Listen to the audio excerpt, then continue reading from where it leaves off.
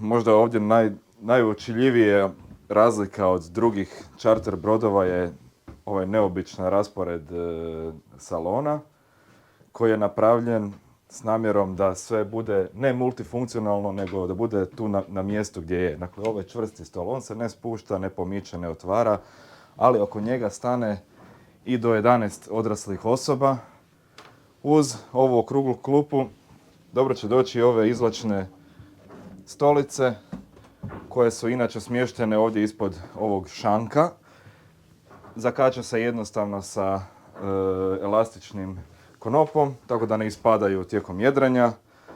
A sam šank u sredini između stola i kuhinje je odlična stvar jer kad se jedri u ovako širokom brodu, da ne padate s jedne ili s druge strane.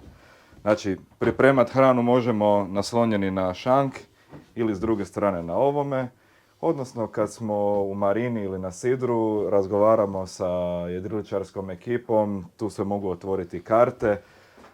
Kad se okrenemo po salonu, nema tipičnog navigacijskog stola, nego koristimo običan stol kao navigacijski. Ali u stvari imamo sve pa i više nego što bi se inače našlo na jedrilici ove veličine i ovog tipa.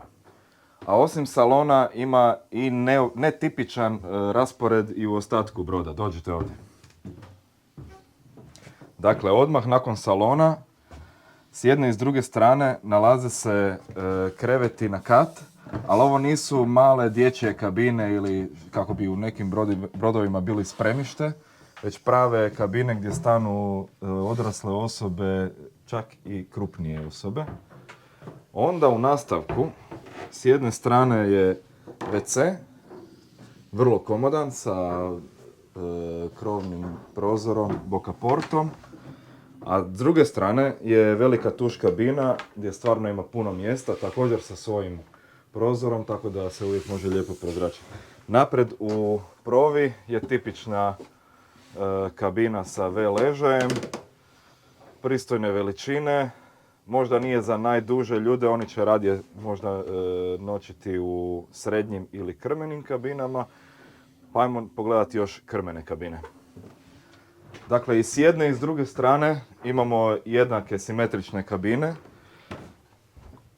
U svakoj je dvostruki ležaj gdje stanu i dvije krupnije osobe, idealno par jer zbog očitih razloga. Dakle, s jedne strane imamo WC sa tuš kabinom i umivalnikom, naravno i ormarićem, ogledalom i ostalim stvarima koje dolaze sa WC-om.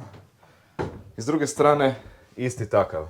Ovo nije tanka šperplača koja će puknuti ako se malo jače zalupi. Ovo je skoro 2 cm, 1,8 debljina čvrstog laminiranog drva.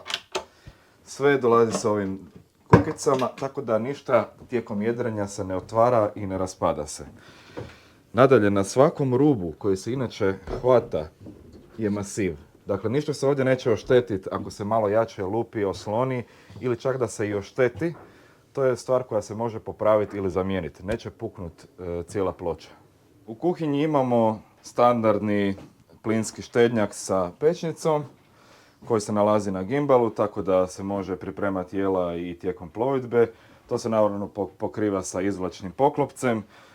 Dosta duboki sudoper sa slivnim dijelom, tako da možemo staviti par stvari da se odsjede kad smo na sidru ili u marini. Dosta velika radna površina s jedne strane i tu na ovom šanku. Zatim hladnjak sa frontalnim otvorom. A dodatni hladnjak imamo u kokpitu u sredini.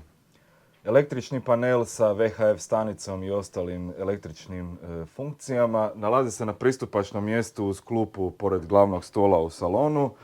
Od nekih detalja koje još tu treba spomenuti su rukohvati koji se nalaze uzduž salona. Motor se nalazi na standardnom mjestu u sredini ispod stepeništa. Lijepo se otvara, pristupačno je. Svaka Kufner jedrilica dolazi sa Janmarovim motorom. Ova tu 50-ka opremljena je sa 80 konja. A osim ovog pristupa odozgo, odnosno ispred, imamo i sa svake strane kroz krmene kabine.